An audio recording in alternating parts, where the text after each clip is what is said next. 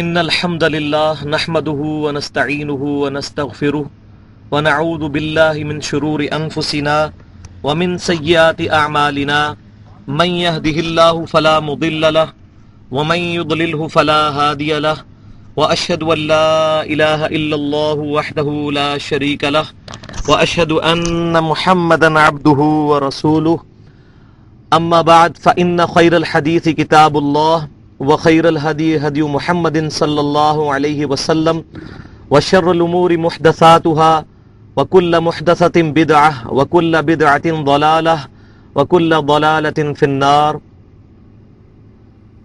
بسم الله الرحمن الرحيم. رب اشرح لي صدري ويسر لي أمري واحلل عقدة من لساني يفقهوا قولي. بسم الله الرحمن الرحيم. ان اللہ وملائکتہ یصلون علی النبی یا ایہا الذین آمنوا صلوا علیہ وسلموا تسلیما. اللہم صل علی محمد وعلی آل محمد کما صلیت علی ابراہیم وعلی آل ابراہیم انک حمید مجید. اللہم بارک علی محمد وعلی آل محمد کما بارکت علی ابراہیم وعلی آل ابراہیم انک حمید مجید. السلام علیکم ایھا النبی ورحمۃ اللہ وبرکاتہ. آج 16 اکتوبر 2010 ہے. 6 اور 7 ذوالقعدہ 1431 ہجری کی درمیانی رات اور ہفتے کا دن ہے. انشاءاللہ آواز سب تک پہنچے گی. میں کوشش کروں گا کہ اونچی آواز میں گفتگو کروں.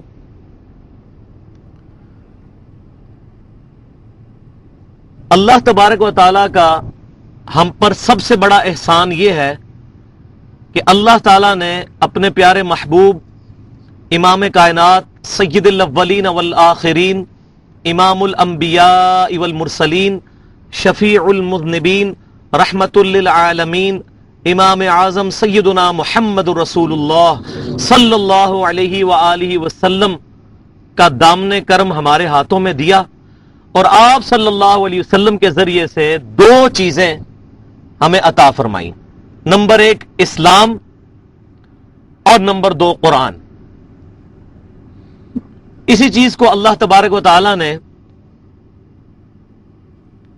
سورہ صف کی آیت نمبر 9 کے اندر ارشاد فرمایا ہے. بسم اللہ الرحمن الرحیم. هو الذی ارسل رسولہ بالہدی ودین الحق لیظہرہ علی الدین کلہ وَلَوْ كَرِهَ الْمُشْرِكُونَ. وہی ہے اللہ جس نے اپنے رسول کو دین حق کے ساتھ یعنی اسلام کے ساتھ اور الہدا یعنی قرآن کے ساتھ مبعوث فرمایا تاکہ اس دین کو سارے ادیان کے اوپر غالب کر دے، چاہے مشرک اس بات کا برا مانے. اور ایک اور مقام پر اللہ تبارک و تعالیٰ نے سورہ آل عمران آیت نمبر 164 میں ارشاد فرمایا. بسم اللہ الرحمن الرحیم. لقد من اللہ علی المؤمنین اذ بعث فیہم رسولا من انفسہم یتلو علیہم آیاتہ ویزکیہم ویعلمہم الکتاب والحکمہ وان کانوا من قبل لفی ضلال مبین. اللہ تعالیٰ کا مومنوں پر یہ احسان ہے کہ اللہ تعالیٰ نے مومنوں میں انہی کے اندر سے ایک رسول کو مبعوث فرمایا جو کہ اللہ تعالیٰ کی آیات ان پر تلاوت کرتا ہے اور ان کا تزکیہ کرتا ہے اور ان کو الکتاب یعنی قرآن والحکمہ اور قرآن اور سنت کی تعلیم دیتا ہے. حکمت کے اندر قرآن بھی داخل ہے کیونکہ سب سے بڑی حکمت قرآن ہے، اور سنت بھی داخل ہے. اور بے شک اس سے پہلے یہ لوگ کھلی گمراہی میں تھے. اب اسلام کا تقاضا ہم سے کیا ہے؟ یہ اتنی بڑی دولت، اس کا کیا تقاضا ہے؟ تو سب سے پہلی بات تو یہ کہ اللہ تبارک و تعالیٰ نے سورہ آل عمران کی 19 نمبر آیت کے اندر ارشاد فرمایا. بسم اللہ الرحمن الرحیم. ان الدین عند اللہ الاسلام. The only acceptable religion in the sight of Allah is Islam.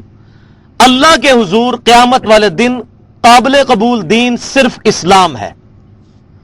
اور اسی بات کو زیادہ کھول کر کیٹیگوریکلی ڈینائی کرتے ہوئے سورہ آل عمران کی آیت نمبر 85 میں ارشاد فرمایا. بسم اللہ الرحمن الرحیم. وَمَن يَبْتَغِي غَيْرَ الْإِسْلَامِ دِينًا فَلَن يُقْبَلَ مِنْهُ وَهُوَ فِي الْآخِرَةِ مِنَ الْخَاسِرِينَ. جو کوئی بھی قیامت والے دن اسلام کے علاوہ کوئی اور دین لے کر ہماری بارگاہ میں حاضر ہوا، ہم اس سے اس کا دین قبول نہیں کریں گے، اور ایسا شخص آخرت میں خسارہ پانے والوں میں سے ہو جائے گا۔ وَلِعَاذُ بِاللَّهِ تعالی، اللہ تعالی ہمیں ان لوگوں سے محفوظ رکھے۔ پھر ساتھ ہی اس نعمت کے تقاضے کے طور پر دوسری بات یہ ارشاد فرمائی کہ اس دین پہ رہتے ہوئے دین میں فرقے نہیں بنانے۔ جو لوگ دین میں فرقے بناتے ہیں، امام کائنات سید الاولین والآخرین شفیع المذنبین رحمت للعالمین سیدنا محمد رسول اللہ صلی اللہ علیہ وسلم کا ان کے ساتھ کوئی تعلق نہیں ہے۔ سورۃ الانعام کی آیت نمبر 159 میں ارشاد فرمایا، بسم اللہ الرحمن الرحیم، ان الذین فرقوا دینہم وکانوا شیعا لست منہم فی شیء انما امرہم الی اللہ ثم ینبئہم بما کانوا یفعلون۔ بے شک جن لوگوں نے اپنے دین میں فرقے بنائے اور گروہوں میں بٹ گئے، اے محبوب صلی اللہ علیہ وسلم آپ کا ان سے کوئی تعلق نہیں ہے، ان کا معاملہ اللہ کے سپرد، پھر اللہ تعالیٰ قیامت والے دن ان کے یہ کرتوت ان کو بتا دے گا جو دنیا میں انہوں نے دین کے اندر فرقے بنائے۔ پھر اس کو مزید ایلیبریٹ کیا اللہ تعالیٰ نے سورہ آل عمران کی 102 نمبر آیت میں، بسم اللہ الرحمن الرحیم، وَاعْتَصِمُوا بِحَبْلِ اللَّهِ جَمِيعًا وَلَا تَفَرَّقُوا۔ اے سب کے سب مسلمانوں، اللہ کی رسی کو مضبوطی سے تھام لو اور آپس میں فرقوں میں مت بٹو۔ یار یہ اللہ تعالیٰ ہم سے خطاب کر رہا ہے۔ ہم فخری اپنے آپ کہتے ہیں میں بریلوی ہوں، میں دیوبندی ہوں، میں اہل حدیث ہوں، میں فلاں ہوں۔ آج کوئی شخص فخریہ یہ کہنے کے لیے تیار ہے کہ میں مسلمان ہوں، میں مسلم ہوں۔ میں یہ نہیں کہہ رہا کہ جو نام رکھ رہے ہیں وہ کافر ہو گئے ہیں۔ الحمدللہ اہل السنہ کا یہ منہج ہے، وہ کسی کی غلطی صرف واضح کرتے ہیں، اس پر فتویٰ نہیں لگاتے، ان کا معاملہ اللہ کے سپرد کرتے ہیں۔ لیکن آج نبی صلی اللہ علیہ وسلم کے سچے امتی ہونے کی حیثیت سے یہ ہماری رسپانسبلٹی ہے کہ ہم اپنے آپ کو مسلمان کہلانے پر فخر محسوس کریں۔ اس کو اکیلے کمرے میں بیٹھ کے کبھی سوچئے گا، یہ کتنی بڑی لعنت اس وقت امت کے اوپر پڑ چکی ہے کہ ہم مسلمان کہتے ہوئے شرم محسوس کرتے ہیں۔ اللہ کی رسی کو مضبوطی سے تھام لو اور تفرقے میں مت پڑو۔ اللہ کی رسی کیا ہے؟ اس کائنات میں اللہ تعالی کے بھیجے ہوئے سب سے بڑے معلم امام کائنات امام اعظم صلی اللہ علیہ وسلم نے اللہ کی رسی کے بارے میں ہمیں کلیئر کٹ بتا دیا۔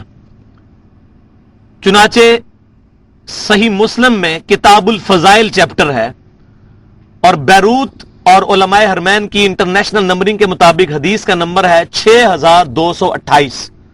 یہ 4 حدیثیں ہیں، 6225، 6226، 6227، 6228۔ 4 حدیثیں امام مسلم بن حجاج قشیری رحمت اللہ علیہ المتوفہ 261 ہجری وہ صحیح مسلم میں کتاب الفضائل کے اندر لے کر آئے ہیں۔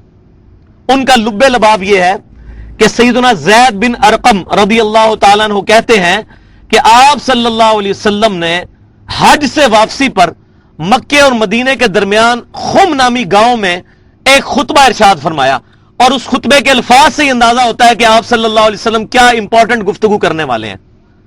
اس کو غدیر خم کی حدیث کہتے ہیں۔ آپ صلی اللہ علیہ وسلم نے فرمایا کہ اے لوگوں، میں بھی ایک انسان ہی ہوں، قریب ہے کہ اللہ کا قاصد میرے پاس آئے، یعنی موت کا فرشتہ، اور میں اس کی دعوت قبول کر لوں۔ میں تم میں اپنے بعد 2 بھاری چیزیں چھوڑ کے جا رہا ہوں۔ ان میں سے پہلی چیز جو بھاری چیز ہے وہ اللہ کی کتاب ہے۔ پھر زید بن ارقم کہتے ہیں کہ آپ صلی اللہ علیہ وسلم اللہ کی کتاب کو مضبوطی سے پکڑنے کے بارے میں ترغیب دلاتے رہے اور ارشاد فرماتے رہے کہ لوگوں، یہ اللہ کی کتاب ہے، اس میں ہدایت ہے، اس میں نور ہے، یہ اللہ کی رسی ہے، جو اسے پکڑے گا وہ ہدایت پر ہے، جو اس کو چھوڑ دے گا وہ گمراہ ہے۔ وَلِعَاذُ بِاللَّهِ تَعَالَى۔ کتنی کلیئر کٹ بات ہے۔ پھر آپ صلی اللہ علیہ وسلم نے فرمایا کہ دوسری بھاری چیز پکڑنے کے بارے میں تو فرمایا قرآن کو پکڑو. دوسری چیز جس کے احترام کی ترغیب دلائی، فرمایا دوسری بھاری چیز میرے اہل بیت ہیں، میں تمہیں اللہ تعالی کا خوف دلاتا ہوں اپنے اہل بیت کے بارے میں، میں تمہیں اللہ تعالیٰ کا خوف دلاتا ہوں اپنے اہل بیت کے بارے میں. کیونکہ آپ صلی اللہ علیہ وسلم کو یہ غیبی خبر اللہ کی طرف سے دے دی گئی تھی کہ آپ کی امت آپ کے اہل بیت کے ساتھ برا سلوک کرے گی آپ کی وفات کے بعد. اہل بیت کے اندر نبی صلی اللہ علیہ وسلم کی ساری بیویاں بھی آتی ہیں. چنانچہ آج کی ڈیٹ کے اندر اگر کوئی شخص نبی صلی اللہ علیہ وسلم کی کسی بھی بیوی کے بارے میں زبان درازی کرتا ہے تو وہ اس حدیث کی شکل میں، اس حدیث کے رخ میں اپنا چہرہ دیکھ لے. چاہے سیدہ عائشہ ہوں یا کوئی بھی نبی صلی اللہ علیہ وسلم کی بیوی، ان کا احترام ہم پر واجب ہے، وہ اہل بیت ہیں. اور اس کے بعد دوسرے نمبر پر اہل بیت وہ 5 بندے ہیں نبی صلی اللہ علیہ وسلم کے علاوہ 4، جن کے بارے میں صحیح مسلم میں کتاب الفضائل میں انٹرنیشنل نمبرنگ کے مطابق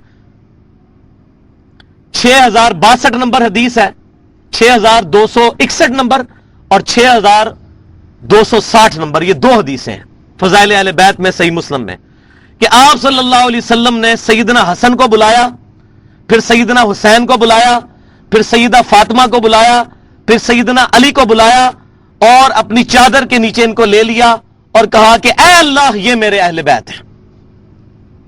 اور دوسری روایت کے اندر آتا ہے کہ جب سورہ آل عمران میں مباہلے کی آیات نازل ہوئی تو آپ صلی اللہ علیہ وسلم نے آیت مباہلہ تلاوت کر کے کہا کہ یہ میرے اہل بیت ہیں.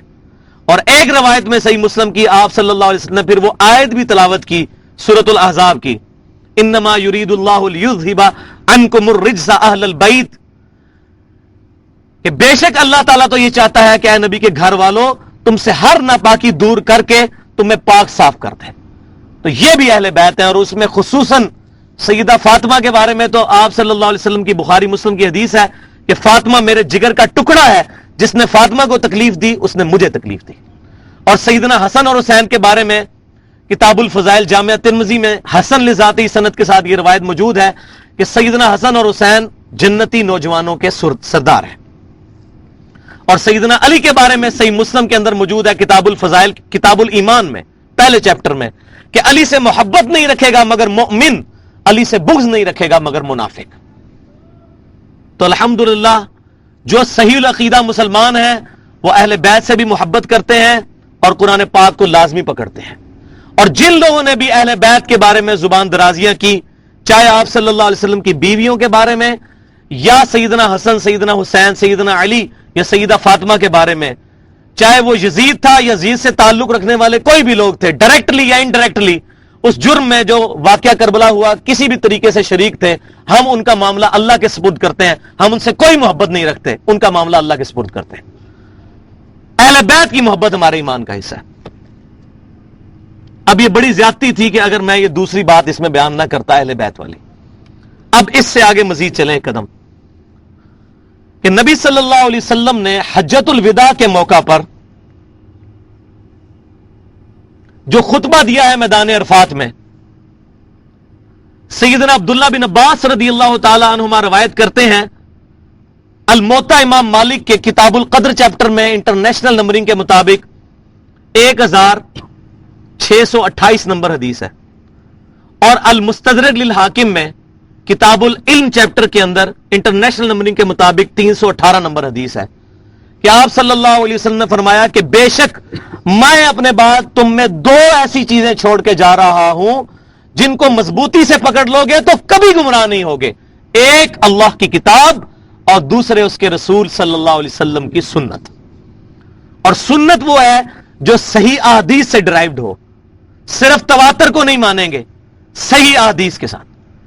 ورنہ آپ ایران میں جائیں گے تو وہاں رافضی کہیں گے یہ سنت ہے، سعودی عرب میں جائیں گے تو سلفی کہیں گے یہ سنت ہے، بنگلہ دیش میں جائیں گے تو دیوبندی کہیں گے کہ یہ سنت ہے، پاکستان میں آئیں گے تو بریلوی کہیں گے کہ یہ سنت ہے. تو لوگوں کے کہنے پر نہیں، صحیح احادیث سے. اس میں میں نے بڑی ڈیٹیل سے گفتگو کی ہے. اس لیکچر کا نام ہے اسلام کی ڈکشنری اور من گھڑت احادیث کا فتنہ. آپ یوٹیوب پہ جا کے لکھیں اسلام KI کی اور ڈکشنری انگلش میں، تو وہ لیکچر کھل جائے گا تقریباً 1.25 گھنٹے کا. اس کانٹیکسٹ میں نے بڑی ڈیٹیل اس میں گفتگو کی ہے, آج موقع نہیں اس پہ بات کرنے کا. تو یہ جو میں نے گفتگو کی ہے اس حوالے سے کہ دو چیزیں قرآن اور سنت, لہذا مسلمانوں کے جو بنیادی دو علوم ہیں جس سے وہ اپنے عقائد اور نظریات اخذ کرتے ہیں وہ دو ہیں, کتاب اللہ اور سنت. اور سنت وہ ہے جو صحیح حدیث سے ڈرائیو ہو. سنت اور حدیث میں کوئی فرق نہیں ہے. سب سے پہلے اس امت میں غلام احمد قادیانی دجال ایک پنجابی تھا, 8 سے 100 سال پہلے جہنم واصل ہوا, اس نے سنت اور حدیث کے اندر فرق کیا ہے. اس کے پیچھے چلتے ہوئے اہل بدعت نے بھی اہل سنت سے اختلاف کرتے ہوئے کہا جی سنت اور چیز ہوتی ہے, حدیث اور چیز ہوتی ہے. اور بھائیو صحیح بخاری کے اندر حدیث موجود ہے کہ نبی صلی اللہ علیہ وسلم نے فرمایا کہ مسواک اللہ کی خوشنودی کا باعث ہے. اور صحیح بخاری میں موجود ہے کہ سیدہ عائشہ کہتی ہیں آپ صلی اللہ علیہ وسلم گھر آ کے سب سے پہلا عمل مسواک کرتے تھے. تو یہ جو مسواک کی سنت ہے یہ میں کہاں سے پتا چلی؟ صحیح بخاری سے, حدیث سے. تو حدیث کے اوپر پریکٹیکلی عمل کرنے کا نام سنت ہے. سنت کے بغیر, حدیث کے بغیر سنت جو ہے وہ ڈرائیو ہی نہیں ہو سکتی کہیں سے. ورنہ تو ہر شخص کہے گا, کوئی کہا جی مسواک کرنا سنت ہے, کوئی کہے گا جی دانتوں میں انگلیاں پھیرنا سنت ہے, کوئی کہے گا کپڑا مارنا سنت ہے, کوئی کہے گا کوئلہ پھیرنا سنت ہے, کوئی کہے گا منجن لگانا سنت ہے. حدیث جو ہے یہ سورس ہے, لہذا یہ کانسیپٹ بھی کلیئر کریں. تو یہ ہو گئے دو بنیادی سورس, دو یہ ایبسولوٹ سورس ہے, کتاب اللہ اور سنت جو صحیح احادیث ہے, اور دو ہے ڈرائیوڈ اصول جو کتاب اللہ اور سنت سے ہی پتہ چلتے ہیں. ان میں سے پہلی نمبر چیز جو ہے وہ ہے اجماع امت. وہ المستدرک للحاکم کے کتاب العلم چیپٹر میں انٹرنیشنل نمبرنگ کے مطابق 399 نمبر حدیث ہے عبداللہ بن عباس رضی اللہ تعالی عنہما سے کہ آپ صلی اللہ علیہ وسلم نے فرمایا کہ اللہ تعالیٰ میری امت کو کبھی بھی گمراہی پر جمع نہیں ہونے دے گا. میری امت جب بھی جمع ہوگی وہ ہدایت پہ جمع ہوگی, پوری امت. یہ ہو سکتا ہے کوئی خاص طبقہ علیحدہ ہو جائے امت کے ساتھ اختلاف کر کے, لیکن یہ نہیں ہو سکتا کہ پوری کی پوری امت جو ہے وہ گمراہی پر جمع ہو جائے. ہمیشہ گمراہی کے خلاف آواز اٹھانے والے لوگ موجود رہیں گے. اس حدیث سے اور سورۃ النساء کی آیت نمبر 115 سے انڈائریکٹلی علماء اہل سنت نے یہ, خصوصاً امام محمد بن ادریس شافعی رحمۃ اللہ علیہ المتوفی 204 ہجری, انہوں نے یہ ڈرائیو کیا ہے کہ اجماع امت حجت ہے, اور امت نے اس پہ اجماع کیا ہے. اجماع حجت ہے. اجماع کی سب سے بڑی مثال سیدنا ابوبکر صدیق رضی اللہ تعالیٰ عنہ کی خلافت ہے.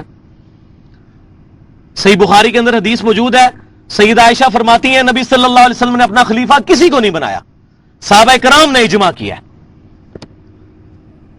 قرآن پاک کو کتابی شکل میں لانا, اس پر اجماع ہوا. پھر آگے چلے دوسری تیسری صدی ہجری کے اندر قرآن پاک غیر مخلوق ہے. امام اہل سنت احمد بن حنبل رحمۃ اللہ علیہ المتوفی 241 ہجری, ان کی کوششوں سے امت نے اس پہ اجماع کیا, کیونکہ قرآن اور حدیث کے اندر ڈائریکٹلی یہ بحث نہیں ملتی. اور یہ اجماع کا سلسلہ قیامت تک چل رہا ہے. ابھی 14ویں صدی میں بہت بڑا اجماع ہوا ہے کہ غلام احمد قادیانی کے ماننے والے لوگ, چاہے وہ اپنے آپ کو قادیانی کہیں یا لاہوری, چاہے اس کو پروفٹ مانے یا اس کو مجدد مانے, وہ دار اسلام سے خارج ہے. قادیانی فرقہ جو ہے یہ دار اسلام سے خارج ہے. اس پہ امت کا اجماع ہوا ہے. تو یہ قیامت تک اجماع جاری رہے گا. چوتھی چیز جو ہے وہ آپشنل ہے, اور وہ یہ ہے کہ جب قرآن سنت اور اجماع میں کوئی چیز نہ ملے تو پھر اجتہاد کیا جائے. یہاں سے اہل بدعت اور اہل سنت کا راستہ الگ ہو جاتا ہے. اہل بدعت یہ کہتے ہیں کہ ہم اجتہاد کو پہلے نمبر پر لائیں گے, قرآن حدیث اور اجماع کا جنازہ نکال کے رکھ دیں گے, جبکہ اہل سنت کہتے ہیں کہ پہلے کتاب اللہ, پھر سنت رسول, پھر اجماع امت, اس کے بعد اجتہاد. یہ فرق ہے اہل سنت اور اہل بدعت میں. اور یہ ہم نے کہاں سے ڈرائیو کیا؟ المصنف ابن ابی شیبہ, احادیث کے آثار کا اور صحابہ کرام کے آثار کا اور احادیث کا سب سے بڑا مجموعہ, تقریباً 38,000 احادیث اور اقوال اس میں موجود ہیں. اور امام مسلم بن حجاج قشیری رحمۃ اللہ علیہ امام ابن ابی شیبہ سے 1500 حدیثیں صحیح مسلم میں لے کے آئے ہیں. امام بخاری نے بھی ان سے حدیثیں لی ہیں. امام بخاری اور امام مسلم کے استاد ہیں, 235 ہجری میں فوت ہوئے. تو انہوں نے احادیث و آثار کا مجموعہ المصنف ابن ابی شیبہ جمع فرمایا, جس میں 38,000 احادیث اور اقوال موجود ہیں صحابہ کرام اور تابعین کے. اس میں انٹرنیشنل نمبرنگ کے مطابق 22,990 نمبر صحیح اثر موجود ہے. اس میں ضعیف روایتیں بھی بہت ہیں. میں اس لیے بتا رہا ہوں, بعض لوگ اپنی ضعیف چیزوں کے دلائل اس کتاب سے نکالتے ہیں, تو ضعیف باتیں بھی ہیں, لیکن یہ صحیح اثر ہے 22,990 نمبر. کہ سیدنا عمر رضی اللہ تعالیٰ عنہ کہتے ہیں کہ جب بھی تمہیں کوئی مسئلہ آئے تو پہلے دیکھو کتاب اللہ میں, کتاب اللہ میں نہ ملے تو پھر سنت رسول میں دیکھو. اگر سنت رسول صلی اللہ علیہ وسلم میں وہ مسئلہ نہ ملے, اس کے بعد امت کا اجماع دیکھو, اور اگر اجماع میں بھی نہ ملے تو پھر تم اجتہاد کر لو. یہ نہیں فرمایا کہ کسی مولوی کے اجتہاد کے پیچھے لگ جاؤ, چاہے اس کا اجتہاد غلطی ہو, تم اجتہاد کرو. کیوں کہ اجتہاد کا دروازہ قیامت تک کے لیے کھلا ہے. اگر اجتہاد کو کسی شخصیت تک مخصوص کر دیں گے تو ہم چیلنج کرتے ہیں کہ اس دور کے جو مسئلے ہیں, سپیکر کے اندر نماز پڑھانے کا مسئلہ, ویڈیو کیمرے کا مسئلہ, انتقال خون کا مسئلہ, کتبین پہ نماز کا مسئلہ, ہوائی جہاز میں نماز کا مسئلہ, اپنے اعضاء کسی کو ڈونیٹ کرنے کا مسئلہ, ٹیسٹ ٹیوب بیبی کا مسئلہ, یہ ہزاروں مسائل ایسے ہیں جو سلف کے خوابوں میں بھی نہیں کبھی آئے تھے. نہ تو امام ابو حنیفہ رحمۃ اللہ علیہ المتوفا 150 ہجری, نہ ہی امام مالک رحمۃ اللہ علیہ المتوفا 179 ہجری, نہ ہی امام شافعی رحمۃ اللہ علیہ المتوفا 204 ہجری, اور نہ ہی امام احمد بن حنبل رحمۃ اللہ علیہ المتوفا 241 ہجری. ان مجتہدین کے ہاں بھی آپ کو یہ گفتگو نہیں ملے گی. کیا ہوگا؟ آج علماء بیٹھیں گے, ڈسکشن کریں گے, اس کے بعد امت اس میں اجتہاد کرے گی. اس میں رائے مختلف بھی ہو سکتی ہے علماء کی, لیکن کسی ایک عالم کے پیچھے چلنا ضروری نہیں ہے, ورنہ تو دین کا جنازہ نکل جائے گا. لہذا اگر آج علماء یہ لیٹسٹ مسائل کے اوپر کتابیں لکھ رہے ہیں تو ان کے ماننے والے لوگ کیا ان مولویوں کے مقلد ہو جاتے ہیں جب ان کا مسئلہ پوچھ لیتے ہیں؟ نہیں. ان سے مسئلہ پوچھتے ہیں تو پھر اصولاً اگر وہ اجتہاد اس زمانے کا ہو رہا ہے تو ان کا ہی مقلد ہونا چاہیے نا ان کو. مثال کے طور پر اگر مولوی تقی عثمانی صاحب کوئی لیٹسٹ مسئلہ لکھتے ہیں اور آپ اس کے مسئلے کے پیچھے چلتے ہیں تو پھر ان کے مقلد ہوئے نا, امام حنیفہ کے تو نہ ہوئے. تو کہتے ہیں نہیں اجتہاد تو ہوگا. تو بھئی ہم بھی یہی کہہ رہے ہیں کہ اجتہاد صرف امام حنیفہ نہیں کریں گے, امام شافعی نہیں, قیامت تک جاری ہے. اور پھر اس میں ایسی چیزیں نہ ہو جو کتاب اللہ اور سنت اور اجماع سے ٹکراتی ہوں. یہ اہل سنت اور اہل بدعت کا اختلاف شروع سے اور یہ رہے گا, کیونکہ امت کا ایک گروہ حق پر قائم رہنا ہے. اس نے اس چیز کو پکڑا ہوا ہے مضبوطی کے ساتھ. ترکت فیکم امرین, تم میں 2 چیزیں چھوڑ کے جا رہا ہوں, اللہ کی کتاب اور اس کے رسول صلی اللہ علیہ وسلم کی سنت. تو یہ میں نے اجماع اور اجتہاد کے اوپر بھی ضمناً گفتگو کی. یہ میں سمجھ رہا تھا کہ منہج کے اعتبار سے ہمیں یہ چیزیں ذرا کلیئر ہونی چاہیے. اب پچھلی دفعہ جو میں نے قرآن پاک کے تعارف کے حوالے سے کچھ باتیں کی تھیں, ان میں سے کچھ امپورٹنٹ باتیں جو ہیں ڈیٹیل کے ساتھ نہیں, صرف مختصراً میں بیان کروں گا, کیونکہ پچھلی دفعہ میں نے تقریباً 1.25 گھنٹے قرآن پاک کے تعارف پہ 8 بڑے ٹاپکس اور ان کے اندر تقریباً 40 ٹاپکس کے اوپر ڈیٹیل سے گفتگو کی تھی. تو آج میں صرف تھوڑی سی دیر میں اس کا اوور ویو کروا کے تو انشاءاللہ ہماری جو پہلی کلاس ہے سورہ فاتحہ کے حوالے سے, اس میں انشاءاللہ گفتگو کروں گا, کیونکہ تقریباً 20-22 منٹ رہ گئے ہیں اور میری کوشش ہے کہ اس کو مکمل کیا جائے. اگر 5-10 منٹ اوپر ہو جائیں تو اس میں پریشانی والی بات نہیں, 1 گھنٹے سے زیادہ نہیں ہوگا, کیونکہ ہماری ریکارڈنگ بھی ہم نے 1 گھنٹے ہی کرنی ہے. دروشی پڑھیں. اللہم صلی علی محمد وعلی آل محمد کما صلیت علی ابراہیم وعلی آل ابراہیم انک حمید مجید. اللہم بارک علی محمد وعلی آل محمد کما بارکت علی ابراہیم وعلی آل ابراہیم انک حمید مجید. السلام علیکم ایھا النبی ورحمۃ اللہ وبرکاتہ. سب سے پہلی بات میں نے یہ کہی تھی کہ مسلمانوں کا قرآن کے بارے میں اجمالی عقیدہ کیا ہے. تو مسلمانوں کا قرآن کے بارے میں اجمالی عقیدہ 3 چیزوں پر مشتمل ہے. نمبر 1, قرآن پاک اللہ کی کتاب ہے.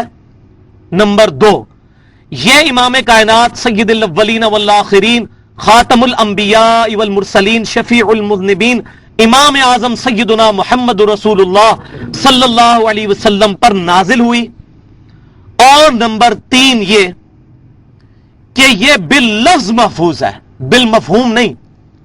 حدیث جو ہے یہ بالمفہوم محفوظ ہے، سنت بالمفہوم محفوظ ہے، لیکن قرآن باللفظ محفوظ ہے۔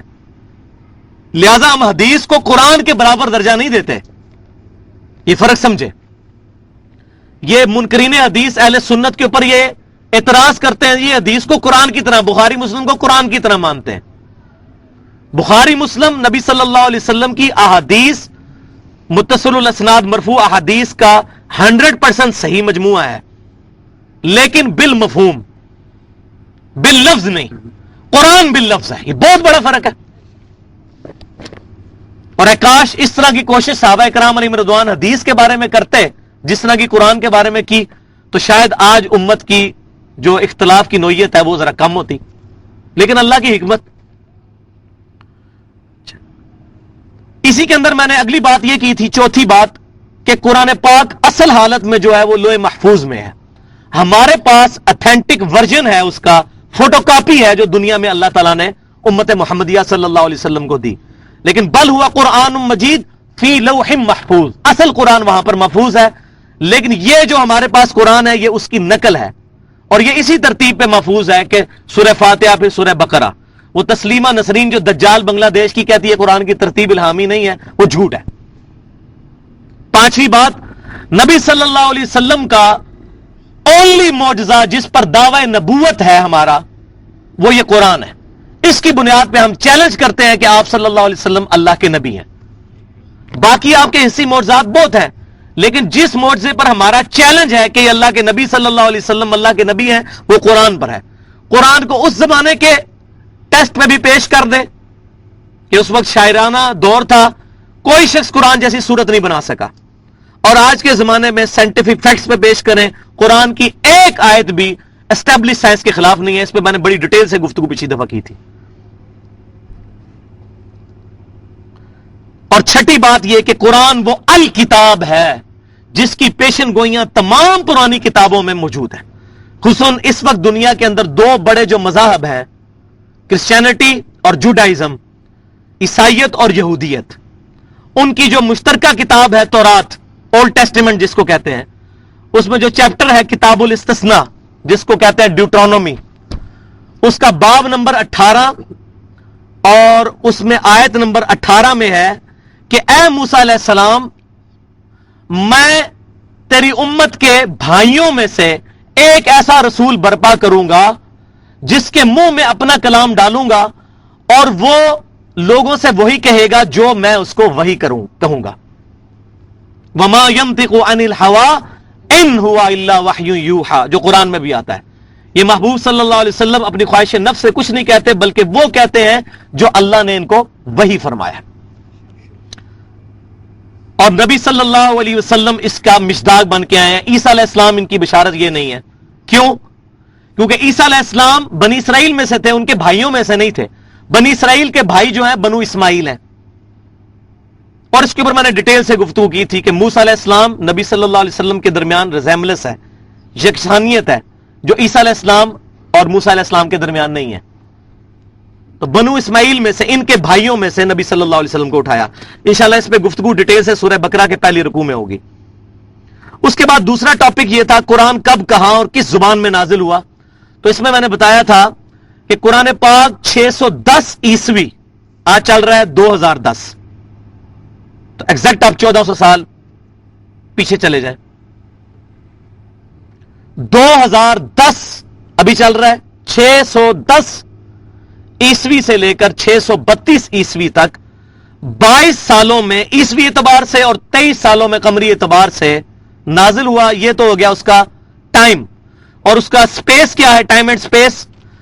یہ حجاز کے اندر نازل ہوا، سوائے 2 آیات کے جو سورہ بقرہ کی آخری 2 آیات ہیں، آمن الرسول بما انزل الیہ من ربہ والمؤمنون، یہ شب معراج نبی صلی اللہ علیہ وسلم کو عطا ہوئی، صحیح مسلم میں حدیث موجود ہے۔ باقی پورا قرآن نجد میں نازل نہیں ہوا، حجاز میں نازل ہوا۔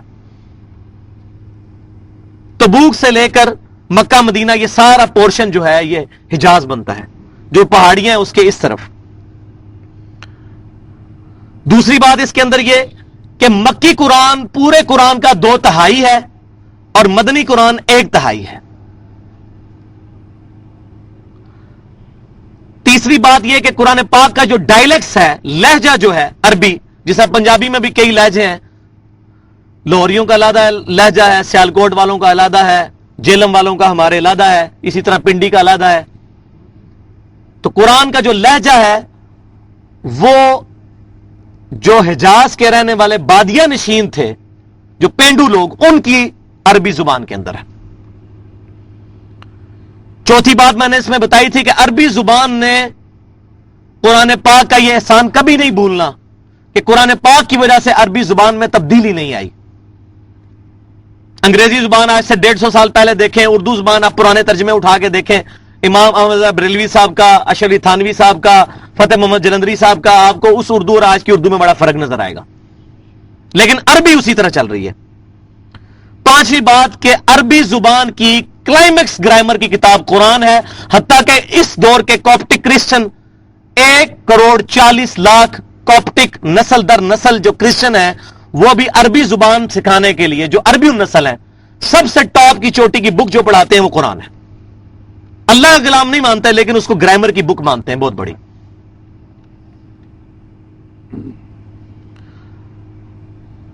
اور اس میں نے ایک نوٹ کروائی تھی بات کہ قرآن پاک میں جو مدنی پورشن ہے 1/3 قرآن کا، اس کا بھی 2/3 پہلے 6 سپاروں کے اندر موجود ہے. یہ سپاروں کی ڈویژن بعد میں، وہ میں بعد میں بتاتا ہوں. اس کی وجہ یہ تھی کہ نسلی مسلمان پیدا ہونے تھے، ان کے لیے احکام زیادہ امپورٹنٹ تھے. چونکہ مدنی صورتوں میں احکام ہے، سورہ بقرہ جو ہے بلیو پرنٹ ہے، بنیادی سکیچ ہے اسلام کے احکامات کا، اور سورہ مائدہ اس کی تکمیل ہے. اسی وجہ سے اس کو قرآن کو مصحف کے شروع میں ہے، اور مکی صورتیں جو شروع میں نازل ہوئی وہ اینڈ کے اندر ہے، اور کچھ درمیان میں بھی آتی ہیں. تو یہ اس کے اندر حکمت ہے. تیسرا جو مین ٹاپک تھا وہ تھا قرآن کیسے محفوظ ہوا. اس میں نے ڈیٹیل سے گفتگو کی تھی، لیکن میں آج اس کو مختصر بات کر رہا ہوں کہ قرآن پاک 25 سال کے اندر کتابی شکل تک پہنچا. اس میں سے سب سے پہلے نبی صلی اللہ علیہ وسلم کے مبارک دور میں وحی لکھوائی گئی. آپ صلی اللہ علیہ وسلم وحی لکھواتے تھے، اور اس میں زید بن ثابت رضی اللہ تعالیٰ عنہ ٹاپ آف دا لسٹ آپ کے لکھنے والے تھے، کاتب وحی. سیدنا معاویہ بھی تھے رضی اللہ تعالیٰ عنہ، اور بھی صاحب تھے، بہرحال زید بن ثابت ٹاپ آف دا لسٹ تھے. آپ صلی اللہ علیہ وسلم وحی لکھواتے تھے، پھر وہ پڑھتے تھے تو آپ صلی اللہ علیہ وسلم سن کے اس کی تصدیق کرتے تھے، کیونکہ آپ کو تو اللہ تعالیٰ نے یہ معجزہ عطا فرمایا تھا کہ آپ صلی اللہ علیہ وسلم کو حفظ ہو جاتا تھا قرآن. تو آپ پھر ہر سال سیدنا جبرائیل کے ساتھ دورہ بھی کرتے تھے، صحیح بخاری میں موجود ہے. اور جس سال آپ کی وفات ہوئی آپ نے 2 دفعہ یہ دورہ کیا. تو آپ صلی اللہ علیہ وسلم نے اس کو لکھوایا اپنی مبارک زندگی میں. البتہ 2 گتوں کے درمیان ایک جگہ پر پورا قرآن پاک سیدنا ابوبکر صدیق رضی اللہ تعالیٰ عنہ کے دور میں جمع ہوا، جب جنگ یمامہ میں مسیلمہ کذاب کے خلاف لڑتے ہوئے 700 حافظ شہید ہوئے. تو سیدنا عمر رضی اللہ تعالیٰ عنہ کے مشورے پر قرآن پاک کو کتابی شکل میں ایک جگہ اکٹھا کیا گیا. وہ میں نے ڈیٹیل سے پچھلی دفعہ گفتگو کی تھی. اور پھر جب قرات کا اختلاف پیدا ہوا سیدنا عثمان کے دور کے اندر، صحیح بخاری میں موجود ہے کہ آذربائیجان کے لیے جب فوجیں جا رہی تھی رشیا کو فتح کرنے کے لیے، وہاں صحابہ کرام نے یہ چیز آبزرو کی کہ قرآن پاک جو مختلف قرات میں نازل ہوا ہے، اور صحابہ کرام نے یہ دیکھا کہ جو نئے مسلمان ہو رہے ہیں وہ آپس میں اختلاف کر رہے ہیں اس قرات کی وجہ سے. اگرچہ وہ اختلاف جو ہے وہ ایسا نہیں ہے، اللہ تعالیٰ کی طرف سے ہی ہے قرات کا جو اختلاف ہے، لیکن اس کی وجہ سے مطلب میں کوئی فرق نہیں پڑتا. قرآن 7 قراتوں میں نازل ہوا ہے، اس پہ امت کا اجماع ہے. تو میں نے ڈیٹیل سے گفتگو کی تھی. البتہ وہ قریش کی قرات کے اندر لکھی ہوئی شکل میں جو ہے وہ سیدنا عثمان غنی رضی اللہ تعالیٰ عنہ نے اس کو محفوظ کیا. اور یہ بات یاد رکھیں کہ جو صحیح بخاری میں حدیث موجود ہے عبداللہ بن مسعود رضی اللہ تعالیٰ عنہ کی کہ وہ جو واللیل اذا یغشا کو وہ اور انداز میں پڑھتے تھے، وہ قرات جو ہے وہ منسوخ ہو چکی ہوئی ہے. جو 7 قراتیں ہیں جو اسٹیبلش ہیں وہ منسوخ نہیں ہے. جو اس وقت قرآن موجود ہے دنیا کے اندر یہ وہی قرآن ہے. اس کو آپ کسی بھی قرات میں پڑھیں، کوئی لفظ ایڈ یا مائنس نہیں کرنا پڑتا. ہاں صرف زبر زیر اور کھڑی زبروں کا فرق آتا ہے، اور وہ تو آپ کو پتا ہے کہ عرب کے اندر ضروری نہیں ہے. مثلا ایک قرات میں آتا ہے مالک یوم الدین اور ایک میں آتا ہے ملک یوم الدین. اسی لیے ماں کو میم الف زبر ماں نہیں لکھا جاتا، میم اور لام ملایا جاتا ہے. چاہے تو کھڑا زبر ڈال لیں چاہے اسرا زبر، دونوں قراتیں بیک وقت اس میں سیٹسفائی ہوتی ہیں.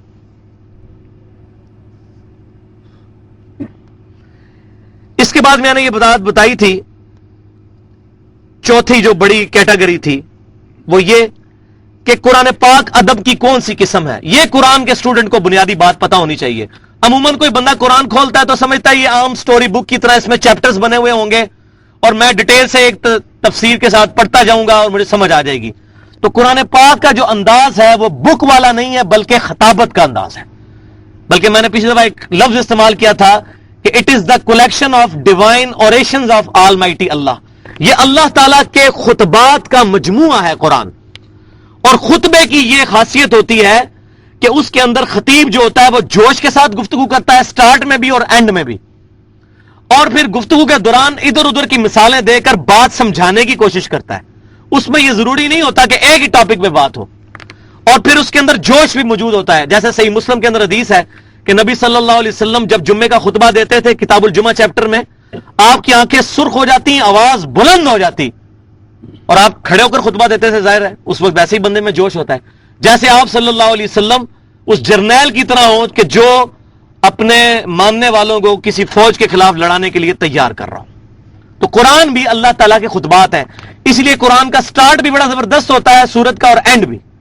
آپ سورہ بقرہ کا سٹارٹ دیکھیں، ذالک الکتاب لا ریب فیہ ھدی للمتقین، اور اینڈ دیکھیں آمن الرسول بما انزل الیہ من ربہ والمؤمنون. سورۃ الحشر کا اینڈ دیکھیں هو اللہ الذی لا الہ الا هو. اس طرح یہ خطبے کی شان ہوتی ہے. اور اگر اس کے ڈیوائن میوزک کی بات کی جائے کہ قرآن پاک کے اندر جو ایک ربط ہے جس کو ہم شاعرانہ کلام تو نہیں کہتے، کیٹاگوریکل ڈینائی ہے قرآن میں، وما علمناہ الشعر وما ينبغی لہ، اس نبی کو ہم نے شعر کہنا نہیں سکھا، لیکن ایک ٹون موجود ہے ڈیوائن میوزک. الرحمن علم القرآن خلق الانسان علمہ البیان. لیکن اس میں وزن اس طرح کا نہیں جس طرح شاعرانہ کلام میں ہوتا ہے، چھوٹی بڑی آیات بھی ہیں. تو اس کو آپ آج کے جدید دور میں سمجھ سکتے ہیں کہ جو بلینک ورس کا کنسپٹ ہے آزاد نظم کا، جس میں چھوٹا مصرع بھی ہوتا ہے اور بڑا بھی، وزن برابر نہیں ہوتا. میرا خیال یہ ہے کہ یہ قرآن پاک سے ڈیڈکٹ کیا گیا ہے.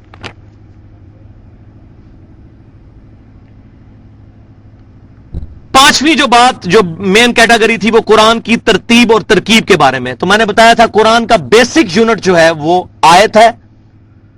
کافی ساری آیات مل کر ایک سورت بنتی ہیں. آیت کا مطلب ہے نشانی، اللہ کی نشانی. اللہ کی بہت ساری نشانیاں مل کر ایک سورت، ایک دیوار بن جاتی ہے، ایک فصل بن جاتی ہے. یعنی ایک سورت اللہ کی آیات کا ایک شہر آباد ہے، اور سورت پورے ایک مضمون پر مشتمل ہوتی ہے. پھر صورتیں بھی جو ہیں وہ میں نے بتایا تھا جوڑوں کی شکل میں ہیں، اور دو صورتیں مل کر ایک بنیادی مقصد کو پورا کرتی ہیں. جیسے سورہ الفلق اور سورہ الناس، یہ جوڑا ہے. الفلق ان چیزوں کے ساتھ ڈیل کرتا ہے جو انسان پر باہر سے حملہ آور ہوتی ہیں، اور الناس جو ہے انسان کے اندر چیزیں. اسی طرح سورہ القمر اور النجم، یہ بھی چاند اور تارا، یہ بھی جوڑا ہے. سورہ المزمل المدثر، یہ بھی جوڑا ہے. سورہ البقرہ اور آل عمران، یہ بھی جوڑا ہے. وہ یہودیوں کے بارے میں، عیسائیوں کے بارے میں، خیر میں نے اس پہ ڈیٹیل سے گفتگو کی تھی، وہ انشاءاللہ بعد میں بھی آتی جائے گی. اس کے بعد میں نے یہ بتایا تھا کہ قرآن پاک کے اندر جو منزلیں ہیں یہ صحابہ کرام علیہم رضوان کے دور کے اندر تھیں، موجود تھیں یہ منزلیں. اسی وجہ سے اس میں صورتیں نہیں توڑی گئی ہیں جس طرح کے سپاروں میں توڑی گئیں جو بعد میں بنائے گئے. اور پہلی منزل میں اگر سورہ فاتحہ کو مقدمہ لے لیں، پہلی منزل میں 3 صورتیں، دوسری منزل میں 5، تیسری میں 7، چوتھی میں 9، پانچویں میں 11، چھٹی میں 13، دیکھیں کیسے چل رہا ہے، اور 7ویں میں 65، 13 5 65، وہ بھی اس کا ملٹیپل ہے. البتہ رکوع اور سپارے جو ہیں یہ حجاج بن یوسف نے خلیفہ ولید بن عبد الملک کے کہنے پر نبی صلی اللہ علیہ وسلم کی وفات کے تقریباً 80 سال کے بعد، 70-80 سال کے بعد اس کو جو ہے وہ ڈیوائیڈ کیا. اور اس میں پھر ان سے جو ہے غلطیاں ہوئی. رکوع کے معاملے میں تو ہم سمجھتے ہیں کہ کافی حد تک بہتر ہے. سپاروں کے معاملے میں بڑا ظلم ہوا ہے. جیسے میں نے بتایا تھا کہ سورۃ الحجر کی ایک آیت جو ہے وہ 13ویں پارے میں ہے، باقی پورے سورہ ہجر جو ہے 14ویں پارے میں ہے. کیا تکلیف تھی اگر اس ایک آیت کو 14ویں پارے میں ڈال دیا جاتا. سورہ یاسین کو بھی توڑ دیا گیا، ایک صفحہ جو ہے وہ 22ویں پارے میں، باقی پورا 23ویں. تو اس طرح کی قباحت جو ہے وہ آپ کو منزلوں میں نظر نہیں آئے گی کیونکہ وہ صحابہ کرام کے دور میں تھی. البتہ یہ جو غلطی ہوئی سپاروں والی، اس لیے سپاروں کی ڈویژن ماننا کوئی ضروری نہیں ہے. البتہ امت کے اجماع نے اس کو ایکسپٹ کیا ہے، اس کو اگر قرآن پاک میں سپارے بنائے گئے ہیں تو آسانی کے لیے تو کوئی حرج نہیں، اس سے قرآن میں کوئی تبدیلی نہیں ہے. لہذا جو لوگ بدعت کی مثال دیتے ہیں سپاروں کے ذریعے، یہ بدعت نہیں ہے. بدعت تب ہوتی ہے جب قرآن کو چینج کیا جاتا. قرآن تو وہی ہے. اس کے بعد میں نے بتایا تھا کہ قرآن کا اصل موضوع اور مقصد کیا ہے. قرآن کا اصل موضوع ہے انسانیت کی ہدایت. انسانیت کی ہدایت. قرآن نہ فلسفے کی کتاب ہے، نہ فزکس کی، نہ میتھمیٹکس کی. اگرچہ 1000 آیات سائنس پر مشتمل قرآن میں مختلف ٹاپکس میں موجود ہیں، لیکن اللہ تبارک و تعالیٰ نے اس کا بنیادی مقصد رکھا ہے ہدی للناس، لوگوں کے لیے ہدایت. وہ انشاءاللہ قرآن میں ڈیٹیل کے ساتھ آئیں گی جب آیات. اس کے بعد قرآن پاک سے ہدایت حاصل کرنے کا طریقہ کیا ہے، یہ 7واں ٹاپک تھا. تو میں نے اس میں ایک بات مجھ سے پچھلی دفعہ رہ گئی جو میں آج کرنا چاہتا ہوں کہ قرآن پاک سے ہدایت اسی شخص کو ملے گی جو قرآن پاک پر عمل کرے گا. یہ لازمی شرط ہے. تبھی اس کو پتا چلے گا کہ قرآن، کیونکہ قرآن پاک بھی سرکمسٹانسز میں نازل ہوا. مدینے کے اندر منافق آئے تو اس اعتبار سے مسلمانوں کو گائیڈ لائنز ملی. غزوہ بدر کے اندر گائیڈ لائنز ملی، غزوہ احد کے اندر گائیڈ لائنز ملی. اب جو بندہ جہاد کا منکر ہوگا اس کو قرآن کیسے سمجھ آئے گا؟ جہاد تو لازمی جز ہے. اب اگر ہمیں جو ہے وہ اسلام کے دشمن کہیں کہ سورہ توبہ نکال دو، سورۃ الانفال نکال دو، تو ہم تو نہیں ان کی بات مانیں گے. تو قرآن جب تک عمل نہیں کریں گے اس وقت تک قرآن کی سمجھ نہیں آئے گی. یہ بہت بنیادی شرط ہے. اس کے بعد میں نے بتایا تھا کہ قرآن پاک میں احکامات کے سلسلے میں ہم سلف کی طرف رجوع کریں گے اور کوئی ایسا عقیدہ نظریہ قبول نہیں کریں گے جو سلف سے ٹکراتا ہو. البتہ جو سائنٹیفک آیات اور ڈسکوریز ہیں ان کے بارے میں ہم سائنس کی طرف رجوع کریں گے، کیونکہ اللہ تعالیٰ نے حضرت آدم علیہ السلام کو 2 علوم عطا فرمائے ہیں. ایک اسماء کا علم جو سورہ بقرہ کے اندر آتا ہے، دنیا کی ہر چیز کا نام سکھا دیے. یعنی پوٹینشلی اللہ تعالیٰ نے حضرت آدم علیہ السلام کو یہ علم سائنس کا دے دیا. اور دوسرا وحی کا علم. پہلا جو ہے وہ وحی کا علم آپ سمجھے جو ریویلڈ نالج ہے، قرآن اور سنت کا نالج، اور دوسرا جو ہے ایکوائرڈ نالج جو سائنس کا نالج ہے، اسٹیبلش سائنس. یہ دونوں قرآن پاک سے ثابت ہیں. اور آخری ٹاپک میں نے یہ بیان کیا تھا کہ مسلمانوں پر قرآن کے بنیادی حقوق کیا ہیں. تو میں نے 5 حق بتائے تھے، وہ اب میں صرف آپ کو ریپیٹ کر دیتا ہوں. سب سے پہلا حق ہر مسلمان پر قرآن کا یہ ہے کہ قرآن پر ایمان لایا جائے. دوسرا حق یہ کہ اس کی تلاوت کی جائے، جیسا کہ تلاوت کرنے کا حق ہے قرآن پاک میں بھی آیا. اور تلاوت کا معنی یہ نہ سمجھیں کہ صرف اس کو تلاوت کو یہ ہے اس کو پڑھنا. عربی میں تلاوت کہتے ہیں فالو کرنے کو بھی، پیچھے چلنا. والقمر اذا تلاہا، جب جو چاند جو ہے سورج کے پیچھے آتا ہے چل کے، تلاہا پیچھے چلنا. قرآن کے پیچھے چلنا یہ قرآن کی تلاوت ہے. یہ تلاوت کا مطلب بھی سیکھ کے جائیں. تیسری بات، اس کو سمجھا جائے. سمجھنے کے لیے ظاہر ہے اس کا مفہوم سمجھنا ہوگا. اور الحمدللہ قرآن پاک ایز فار ایز عقائد آر کنسرن، قرآن پاک کو کسی بھی چیز کی حاجت نہیں ہے قرآن کو سمجھنے کے لیے. البتہ قرآن پاک کا ٹاپک جو ہے وہ چونکہ احکام کی ڈیٹیل نہیں ہے، اس طرح قرآن کا ٹاپک عقیدہ ہے، اس میں قرآن جو ہے حدیث کا بھی محتاج نہیں. البتہ احکام کے معاملے میں قرآن کا ٹاپک نہیں ہے. یہ بعض لوگ گستاخی کرتے ہوئے کہتے ہیں جی نماز کا طریقہ ہی نہیں قرآن میں، تو یہ قرآن کی توہین نہیں کرنی چاہیے. قرآن کا یہ ٹاپک نہیں ہے. فزکس کی بک کے اندر میتھمیٹکس تو نہیں آپ کو ملے گی ڈیٹیل کے ساتھ، الجبرا تو نہیں ملے گا، اس طرح بیالوجی تو نہیں ملے گی. قرآن کا عقیدہ، قرآن پاک کا ٹاپک عقیدہ ہے. احکام کو صرف وہ اوور ویو کرتا ہے، احکام کو بریف کرتی ہے سنت جو صحیح حدیث ہے. لہذا قرآن کا عیب نہیں ہے اس میں طریقہ نماز کا موجود نہیں ہے، تو قرآن کا عیب نہیں ہے. چوتھا حق یہ ہے کہ قرآن پاک پر عمل کیا جائے، یعنی اس کے حلال کو حلال اور حرام کو حرام سمجھا جائے. اور پانچواں حق جو ہمارے کندھے پر امام کائنات صلی اللہ علیہ وسلم حجۃ الوداع کے موقع پر اللہ تعالیٰ کو گواہ بنا کر ہمارے کندھوں پر ایک بوجھ ڈال کے گئے کہ جو یہاں پر موجود ہے وہ اس تک یہ پیغام پہنچا دے جو یہاں موجود نہیں ہے.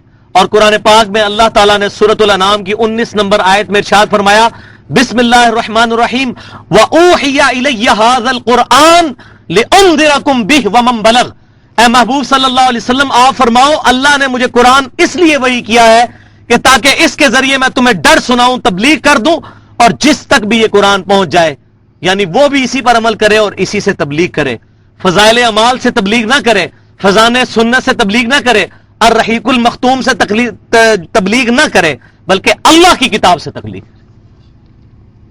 تو میں یہاں آپ کو بات بتا دوں، بعض لوگ تبلیغ کی رٹ کرتے ہیں، جی اللہ نیکی کا کام کر رہے ہیں نا، مجھے بتائیں ہم ایک مزدور کو اس بات پر اپوائنٹ کریں کہ اس بندے نے 1000 اینٹ گراؤنڈ فلور سے فرسٹ فلور کے اوپر چڑھانی ہے، تقریباً آپ لوگ 70-80 لوگ بیٹھے ہوئے ہیں، آپ سب لوگ انشاءاللہ میرے ساتھ اتفاق کریں گے اس معاملے میں کہ اس نے 1000 اینٹ گراؤنڈ فلور سے فرسٹ فلور پر چڑھانی ہے، اس کو میں 400 روپے شام کو مزدوری دوں گا، اور شام کو آپ آئیں اور اس بندے نے اینٹ تو نہ چڑھائی ہو بلکہ اینٹ کو جو ہے وہ تری لگا رہا ہو، پانی لگا رہا ہو، اور اینٹوں کو سجا سجا کے رکھ رہا ہو، یا اینٹ کی بجائے ریت چڑھا دے اوپر، تو کیا خیال ہے آپ اس کو مزدوری دیں گے شام کے وقت؟ الٹا اس کو 4 باتیں سنوائیں گے کہ بے وقوف انسان، تجھے تو میں نے لگایا تھا، اوکے جی میں نے تو اتنی محنت کی، میں تو بسترا اٹھا کے کدھر کدھر پھرتا رہا دین کی تبلیغ کے لیے، تو اللہ تعالیٰ فرمائے گا کہ میں نے جو طریقہ تجھے بتایا تھا اس طریقے پہ کیوں نہیں کی؟ اللہ کو تعداد سے کوئی غرض نہیں ہے، رائے ونڈ میں 2 لاکھ بندہ جمع ہو جائے یا 20 لاکھ، ملتان کے اندر 40 لاکھ بندہ جمع ہو جائے یا 1 کروڑ، اللہ کو اس سے کوئی غرض نہیں ہے۔ کیوں؟ صحیح بخاری کے اندر حدیث موجود ہے، قیامت والے دن کئی انبیاء اس حال میں آئیں گے، کسی کے ساتھ 5 امتی، کسی کے ساتھ 4 امتی، کسی کے ساتھ 3 امتی، کسی کے ساتھ 2، کسی کے ساتھ 1، کسی کے ساتھ 1 بھی نہیں ہوگا۔ تو کیا وہ نبی ناکام ہو گئے؟ نبی نہیں ناکام ہوئے، وہ لوگ ناکام ہوئے۔ تو اسلام کوانٹٹی میں بلیو نہیں کرتا، کوالٹی میں بلیو کرتا ہے، کوالٹی ہونی چاہیے۔ ایک مواحد جو ہے صحیح مسلم کے اندر حدیث موجود ہے، جب تک ایک بھی مواحد موجود ہے اللہ اللہ کرنے والا، اس وقت تک اللہ تعالیٰ قیامت نہیں قائم کرے گا۔ اللہ کو ایک بھی بہت پیارا ہے، تعداد نہیں چاہیے، ہجوم نہیں چاہیے۔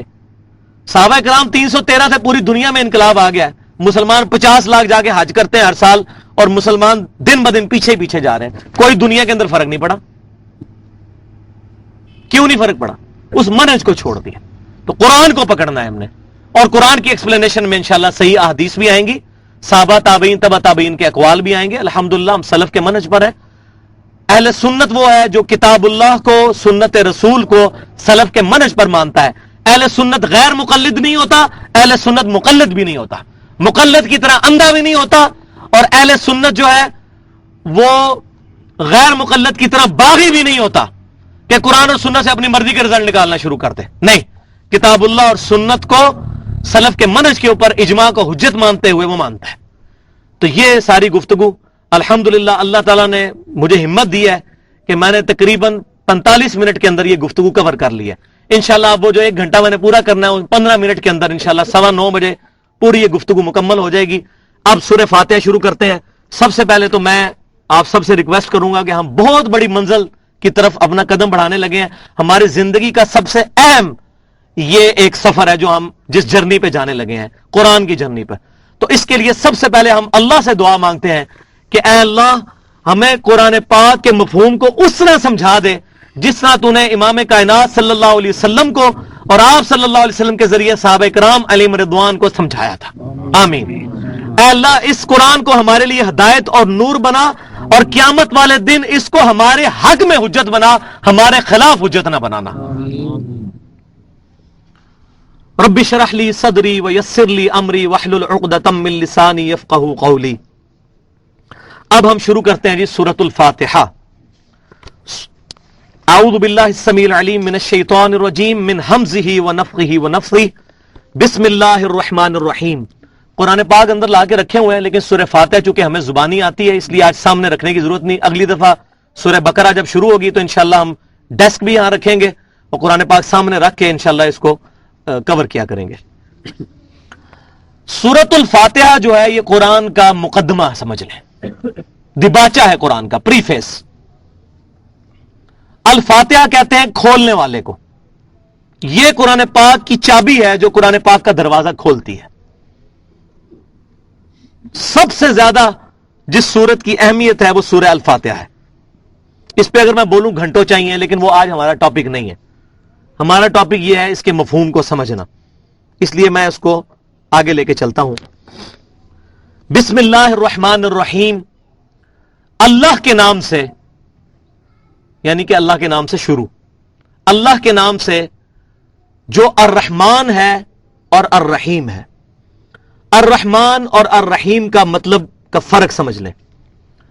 الرحمن اللہ تعالی کی رحمت کی صفت ہے جو ٹھاٹے مارتے ہوئے سمندر کی طرح ہے، بہت زیادہ رحم کرنے والا. اور الرحیم کا مطلب ہے بار بار رحم کرنے والا اور ہمیشہ رحم کرنے والا. یہ نہیں کہ کبھی کبھار جوش آئے تو رحمت کرے. سمندر میں تو ہوتا ہے نا کہ مد و جزر آتا ہے جب، تو سمندر چڑھ جاتا ہے 14ویں رات میں اور پھر اتر جاتا ہے. لیکن اللہ تعالیٰ کا سمندر رحمت کا ہمیشہ چڑھا ہوا ہے. الرحمن وہ جوش پر ہے اور الرحیم وہ ہمیشہ ہے. اور اس کو سمجھانے کے لیے میں چھوٹی سی مثال پیش کرتا ہوں کہ آپ کسی سڑک پر سفر پر روانہ ہو اور آپ دیکھیں کہ روڈ ایکسیڈنٹ میں ایک چھوٹا سا بچہ جس کی عمر 1 سال ہو، اس کی ماں اور باپ دونوں مر جائیں اور وہ اکیلا ہو. آپ کا دل اس وقت پسیجے گا کہ اس کا آگے پیچھے کوئی نہیں تو میں اس کی پرورش کروں، اگر اس کی کوئی پرورش کرنے والا نہ ہو. لیکن ہو سکتا ہے کچھ عرصے کے بعد آپ کو یہ خیال آنا شروع ہو جائے کہ یار میں تو پہلے اپنے بچوں کا پیٹ بڑی مشکل سے پالتا ہوں، اس بچے کو میں کیسے پالوں گا. اس وقت تو جوش میں وہ کام کر لیا. جیسے بعض لوگ رمضان میں جوش میں آ کے داڑھی رکھ لیتے ہیں، لیکن ان کو نہیں پتا چاند رات کو کیا ہونے والا ہے. لہذا جوش میں آ کے داڑھی نہیں رکھنی چاہیے، ہوش میں آ کے رکھنی چاہیے جب اللہ تعالیٰ توفیق دے. تو بعد میں بندہ کہ جی وہ میں کیا پہلے بچے اپنے یہ میں نے کیا مصیبت پال لی. لیکن اللہ کے ساتھ ایسا معاملہ نہیں ہے. اللہ کی رحمت جوش میں ہے تو ہمیشہ ہے، اس کو کوئی فرق نہیں پڑتا. صحیح مسلم میں کتاب البر والصلہ چیپٹر ہے 3 جلد کے اندر، اس میں حدیث ہے، بڑی لمبی حدیث قدسی. اس میں یہ ہے کہ اے جن و انس، تم اگلے اور پچھلے سب جمع ہو کر بیک وقت مجھے پکارنا شروع کرو، میں تمہاری منہ مانگی چیزیں تمہیں دیتا چلا جاؤں گا، اور میرے خزانوں میں اتنی کمی بھی نہیں آئے گی جتنا ایک سوئی کو سمندر میں ڈبونے سے جتنا اس کے ساتھ پانی لگتا ہے اتنی کمی بھی نہیں آئے گی. تو اللہ کا سمندر رحمتیں ٹھاٹھے مارتے ہوئے اور ہمیشہ. الحمدللہ رب العالمین، تمام تعریفیں اس اللہ کے لیے ہیں جو تمام جہانوں کا پالنے والا ہے. تمام جہانوں کا پالنے والا اور تمام جہان والوں کا پالنے والا، دونوں معنی ٹھیک ہیں. رب کہتے ہیں پالنے والے کو. اصل جو حمد کا مصداق ہے وہ اللہ تعالیٰ ہی ہے، اصل تعریف اسی کی ہے. اس کے ریفرنس سے ہو سکتی ہے کسی کی. جب بھی ہم کسی چیز کو دیکھیں، انبیاء کرام علیہ السلام کی شان دیکھیں، اللہ کی عطا کی ہوئی ہے. قرآن کی شان دیکھیں، اللہ کی عطا کی ہوئی. زمین و آسمان کی کریشن کے اوپر ہم غور کریں، پھول سے لے کے جانوروں تک تمام چیزیں گلیکسیز کے اوپر غور کریں، تو ہم یہ رزلٹ پہ پہنچیں گے کہ اصل تعریف اس کی ہے جس نے ان چیزوں کو بنایا ہے. الحمدللہ رب العالمین. الرحمن الرحیم، جس کی رحمت ٹھاٹھے مارتے ہوئے سمندر کی طرح ہے اور اس میں دوام بھی موجود ہے. مالک یوم الدین، اب یہ جتنی چیزیں اس نے بنائی ہیں فضول نہیں بنائی ہیں، ان کا کوئی مقصد ہے. اور اس مقصد کا تقاضا یہ ہے کہ اللہ نے یہ جو چیزیں بنائی، جو مجھے میری جان دی، مجھے 1,00,000 دفعہ روزانہ دھڑکنے والا دل دیا، 23,000 دفعہ پھیپڑے سانس لینے والے اور 23,000 دفعہ باہر نکالنے والے، 25 دفعہ ڈیلیسس کرنے والے گردے، 12,000 مرتبہ آنکھیں جھپکنے والی اور 10,000 لیٹر خون پمپ کرنے والا دل دیا. یہ تمام چیزیں جو دیں اور جسم کے اندر 1,00,000 کلومیٹر نسوں کا جو نظام ہر بندے کے جسم میں بچھا دیا، اور 100 ٹریلین سیلز، 100 ٹریلین، 1 ٹریلین 1000 ارب کے برابر ہوتا ہے. 100,000 ارب سیلز ہر بندے کے جسم میں ڈالے اور ان تک خون پہنچانا اس کی ذمہ داری، آکسیجن پہنچانا اس کی ذمہ داری. تو یہ تمام چیزیں فضول نہیں ہیں. ربنا ما خلقت ھذا باطلا، اے اللہ کوئی چیز تو نے فضول نہیں پیدا کی. افحسبتم انما خلقناکم عبثا، کیا تم نے یہ گمان کر لیا ہم نے تمہیں فضول بنایا اور تمہیں مر کے ہمارے پاس لوٹ کر نہیں آنا؟ تو یہ تمام چیزیں کسی مقصد کے تحت پیدا ہوئی. اب وہ چیز اگر اس مقصد کو پورا نہیں کرے گی تو جزا اور سزا کا معاملہ ہونے والا ہے. اور ایک دن ایسا آنے والا ہے کہ اللہ تعالیٰ ان تمام چیزوں کا حساب لے گا on the day of judgement, accountability کے دن، جواب دہی کے دن. مالک یوم الدین، اے اللہ قیامت کے دن، بدلے کے دن کا مالک تو ہی ہے. اب یہ 3 آیات ایسی ہیں، الحمدللہ رب العالمین الرحمن الرحیم مالک یوم الدین، یہ انسان کی فطرت میں ہے. جس شخص کی فطرت پرورٹڈ نہیں ہے، مسک نہیں ہے، ڈورمنٹ پوزیشن میں، اس کے اندر جو ہے مخفی طور پر یہ پوٹینشلی ایمان موجود ہے کہ وہ یہ تمام چیزوں کو دیکھ کر 2 رزلٹ تک پہنچے گا کہ تمام چیزوں کا ایک خالق ہے، نمبر 1، اور دوسری چیز یہ کہ یہ جس نے یہ چیزیں پیدا کی ہیں وہ ان سے حساب لینے والا بھی ہے. اس کے بعد پھر عقل کا تقاضا یہ ہے کہ اسی ہستی کی پناہ لے لی جائے اور دعا کی جائے، ایاک نعبد و ایاک نستعین، اے اللہ ان تمام چیزوں کا تقاضا یہ ہے کہ ہم صرف تیری عبادت کرتے ہیں اور صرف تجھی سے دعا مانگتے ہیں. دعا صرف تجھ سے. اپروپریٹ ٹرانسلیشن آف نستعین ہے دعا، غائب میں کسی کو مدد کے لیے پکارنا. ظاہری اسباب اور چیز ہے، یہ ہے ایاک نستعین، غائب میں کسی کو مدد کے لیے پکارنا، دعا کرنا. دعا اللہ کے علاوہ کسی سے نہیں ہو سکتی، دعا صرف ایک اللہ ہی سے. مشکل اور پریشانی میں ایک اللہ ہی کو پکارنا. ایاک نعبد و ایاک نستعین. اہدنا الصراط المستقیم، اے اللہ میں تجھ سے یہ بھی دعا کرتا ہوں کہ اے اللہ ہمیں سیدھے راستے پر چلا، ہمیں کچھ پتا نہیں ہے، تو نے ہمیں گائیڈ کرنا ہے.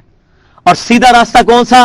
صراط الذین انعمت علیہم، ان لوگوں کا راستہ کہ جو تیرے انعام یافتہ لوگ ہیں، یعنی انبیاء کرام علیہم السلام اور ان کے فالوور صحابہ کرام علیہم رضوان اور تابعین اور تبع تابعین اور اولیاء اللہ جو صحیح العقیدہ ہیں. لیکن یہ بات یاد رکھیں، کسی بھی صحابی کو، کسی بھی تابعی کو، کسی بھی تبع تابعی کو، کسی بھی مجتہد کو، کسی بھی امام کو اللہ صراط مستقیم نہیں عطا کرتا. صراط مستقیم صرف نبی کو عطا کرتا ہے. قل اننی ہدانی ربی الی صراط مستقیم، اے محبوب تم فرماؤ مجھے میرے رب نے سیدھا راستہ دکھا دیا ہے. دینا قیما ملت ابراہیم حنیفہ، ابراہیم علیہ السلام کا دین جو سب سے ٹوٹ کر ایک اللہ کے ہو گئے تھے. وما کان من المشرکین، اور مشرک نہیں تھے. اور صراط مستقیم کا تقاضا قل ان صلاتی و نسکی و محیای و مماتی للہ رب العالمین. یہ سورۃ الانعام کی آیات ہیں آخری رکوع کی. اے محبوب تم فرماؤ بے شک میری نماز، میری قربانی، میرا جینا، میرا مرنا میرے اللہ کے لیے ہے جو سب جہانوں کا پالے والا ہے. لا شریک لہ، میں اس کے ساتھ کسی کو شریک نہیں ٹھہراتا. وبذالک امرت وانا اول المسلمین، اور مجھے اللہ نے اسی کا حکم دیا ہے کہ سب سے پہلے میں اپنے آپ کو مسلمان کہوں، میں فرما بردار بنوں. تو صراط مستقیم صرف نبیوں کو عطا ہوتا ہے. لہذا یہ جو پاکستان میں جو پروپیگنڈا سب کانٹیننٹ میں چل رہا ہے، جی فلاں کے راستے پہ، فلاں بزرگ کے پیچھے، فلاں بزرگ، فلاں امام کے پیچھے، نبی صلی اللہ علیہ وسلم کے پیچھے. لہذا اس کا میں صحیح ترجمہ کروں تو اے اللہ ہمیں سیدھا راستہ دکھا، وہ سیدھا راستہ جو تو نے اپنے نبی کو دیا تھا، اور اس راستے پر چل کر لوگ انعام یافتہ قرار پائے تھے. یہ اپروپریٹ ٹرانسلیشن بنے گی اس کی. غیر المغضوب علیہم ولا الضالین، آمین. اے اللہ ان لوگوں کے راستے پر نہ چلانا کہ جن پر تیرا غضب نازل ہوا، اور نہ ہی گمراہوں کے راستے پر چلانا، آمین. غضب اللہ کا کن پر نازل ہوا؟ وہ قرآن بتاتا ہے یہودیوں کے اوپر. غضب اس لیے کہ یہود بہت بڑے بڑے علماء تھے. اللہ تعالیٰ فرماتا ہے وَأَنْتُمْ تَعْلَمُونَ، تمہیں تو علم ہے کہ امام کائنات صلی اللہ علیہ وسلم کی بشارتیں موجود ہیں تورات کے اندر، اور تم ان کو سب سے پہلے تم نے کفر کیا ان کے بارے میں. تو جو شخص علم کے باوجود حق سے آنکھیں بند کر لے، اللہ کا غضب اس پر نازل ہوتا ہے. اس کی مثال یہودی تھے. اور دوسرے وہ لوگ جو علم کے بغیر اٹکل پچو کے پیچھے چلتے ہیں، ان یتبعون الا الظن، اپنے گمان کی پیروی کرتے ہیں. جی میرا وجدان کہتا ہے، میرا دل یہ کہتا ہے، میں یہ کہتا ہوں، میرے بزرگ یہ کہتے ہیں، میرا امام یہ کہتا ہے. جو اس چیز کے پیچھے چلتا ہے کتاب اللہ اور سنت کو اور اجماع کو چھوڑ کر، وہ ہے وَلَضَّالِّينَ، جس کی سب سے بڑی مثال جو ہے عیسائی ہیں. جائے لوگ تھے، رہبانیت بھی ایجاد کر لی انہوں نے، اور کیا کچھ نہیں کیا انہوں نے. تو غیر المغضوب علیہم وَلَضَّالِّينَ. اور اس کے بعد سنت ہے آمین کہنا کہ اے اللہ ہماری یہ دعا قبول کر. سورہ فاتحہ کی اہمیت میں ایک حدیث بیان کروں گا، وہ میرے ایمان کا تقاضا ہے کہ میں یہاں بیان کروں، اور اس سے ایک مسئلہ جو ہمارے اعمال کو بچائے گا وہ بھی میں بیان کر دوں 2-3 منٹ کے اندر. ایک بہت پیاری حدیث ہے صحیح مسلم کے اندر کتاب الصلاح چیپٹر میں، حدیث قدسی ہے، اور راوی ہے سیدنا ابو ہریرہ رضی اللہ تعالیٰ عنہ.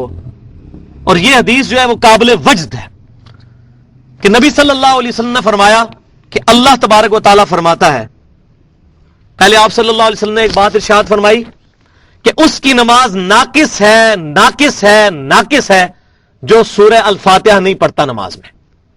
اور ایک تو بخاری مسلم میں حدیث موجود ہے نا کہ جو فاتحہ نہیں پڑھتا اس کی نماز ہی نہیں ہوتی. کیٹاگوریکلی بتایا ہے، اس میں یہ نہیں بتایا کہ امام کے پیچھے پڑھنی ہے نہیں پڑھنی، کیٹاگوریکلی ہے، کوئی استثناء نہیں.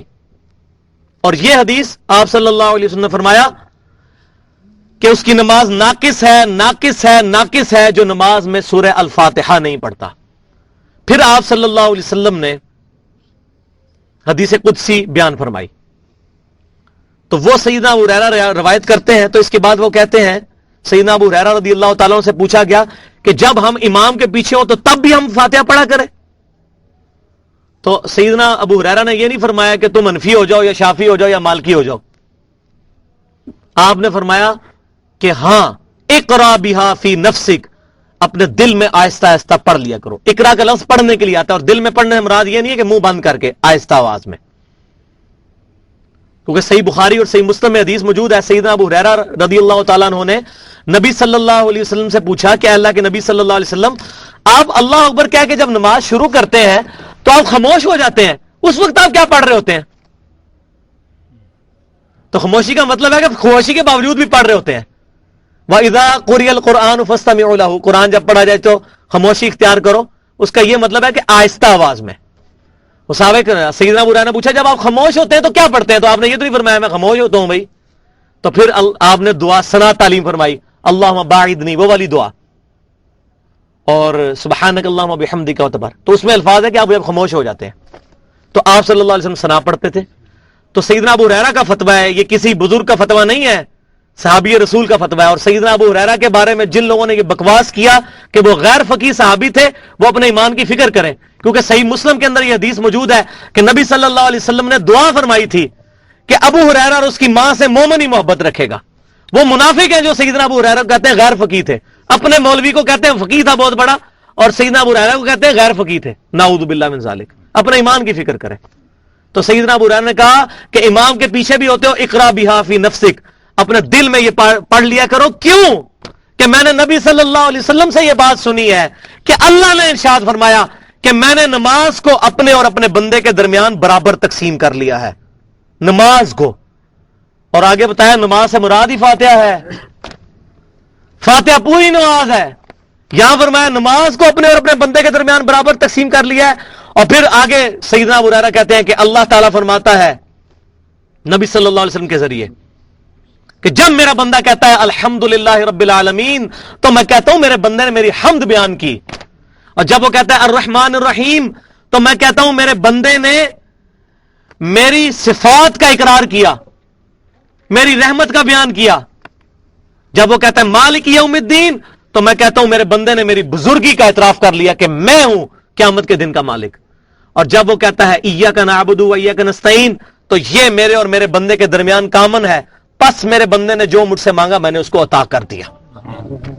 اور جب وہ کہتا ہے اہدنا الصراط المستقیم صراط الذین انعمت علیہم غیر المغضوب علیہم ولا الضالین آمین، جب وہ یہ کہتا ہے تو میرے بندے نے جو مجھ سے مانگا میں نے اس کو عطا کر دیا. اب مجھے بتائیں کہ سیدنا ابو ہریرہ رضی اللہ تعالیٰ نے اپنی بات کی دلیل میں یہ بات لا رہے ہیں کہ اگر تم اللہ تعالیٰ سے فاتحہ نہیں پڑھو گے، دعا ہی نہیں مانگو گے تو اللہ تعالیٰ تمہیں جواب کیسے دے گا؟ چاہے امام کے پیچھے ہو. اسی لیے امام بخاری رحمۃ اللہ علیہ نے ہیڈنگ بنائی ہے کہ چاہے امام ہو یا مقتدی، چاہے جہری نمازیں ہو یا سری نمازیں، چاہے مسافر ہو یا مقیم ہو، ہر حال میں فاتحہ پڑھنی ہی پڑھنی ہے. کیٹاگوریکلی فاتحہ کے بغیر نماز نہیں ہوتی. تو اس کے جو فقہی مسائل ہیں میں اس میں ڈیٹیل میں نہیں پڑھتا, میں نے اشارتاً ایک بات کر دی ہے, عقل مند کے لیے اشارہ ہی کافی ہوتا ہے. الحمدللہ. تو اللہ تعالیٰ سے دعا ہے کہ ہمیں قرآن و سنت کی تعلیمات پر عمل کرنے کی توفیق عطا فرمائے, اور اللہ تبارک و تعالیٰ ہمیں استقامت کے ساتھ اس کلاس کو اٹینڈ کرنے کی توفیق عطا فرمائے. انشاءاللہ اگلی دفعہ عشاء کی نماز کا ٹائم ہم نے جو ہے وہ 7:30 بجے رکھا ہوا ہے, تو کوشش کریں کہ یہاں پڑھیں نماز, نہیں تو پڑھ کے فوراً آ جایا کریں یہاں پر. ہم کوشش کیا کریں گے کہ 7:30 ہے تو 8 بجے پھر یہ 10 شروع ہو جائے گا, 8 سے 9 درس ہوگا. آج بھی یہ 1 گھنٹہ 5 منٹ ہوا ہے, 5 منٹ صرف اوپر ہوئے ہیں. میں نے پلان کیا تھا کہ 1 گھنٹے کے ہمارے آئیکنز یہ بنتے چلے جائیں گے, تو یہ پورے قرآن کی تفسیر ویڈیو میں ریکارڈ ہو جائے گی انشاءاللہ تعالی, اس انداز میں کہ ہم اگر کسی کو دعوت دینا چاہیں تو اس کو سنیں, تو ہم کسی تک احسن طریقے سے یہ دعوت پہنچا سکیں. وما علینا الا البلاغ المبین. جزاکم اللہ خیر.